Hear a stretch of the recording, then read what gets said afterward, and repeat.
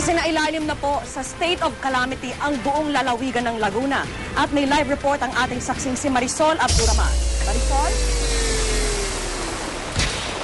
Vicky, habang lumalalim ang gabi, lalong tumataas ang baha sa ilang lugar dito sa Laguna na isinailalim na nga sa state of calamity. Nagmistulang ghost town ngayong gabi ang bahaging ito ng Barangay San Pablo Norte sa Santa Cruz, Laguna. Wala na ang mga nagkukumuhog na sa paglikas ngayong lalo pang tumataas ang baha. Ang pamilya San Juan, dito na namin nakilala sa evacuation center.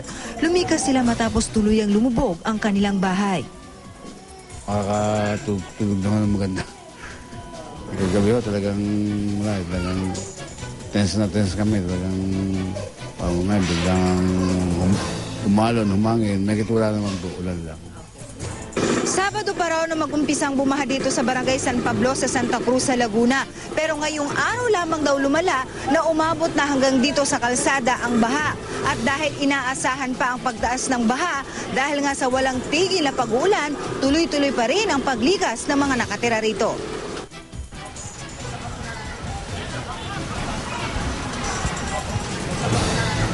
Nagmistulam ang lawa ang lugar at tuloy ang pag-ulan, sumuong na rin ang mga residente makalikas lang. Pero may ilang naghihintay ng rescue tulad ng mag-anak na ito na nanlalamig na ng aking abutan.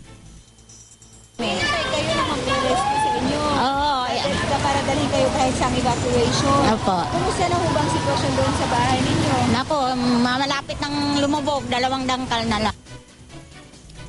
Pati ibang barangay na aking iniko tulad sa Barangay Landayan sa San Pedro, Laguna, baha na rin. Hanggang gano'ng kalalim? Hanggang dito po. Doon? Talaga? Yung dulo. Malalim kasi doon. Doon po sa dulo po, mas malalim po lang basta. Pero marami pa rin nananatili sa kanilang mga bahay. Wala po kami malipatan, ma'am.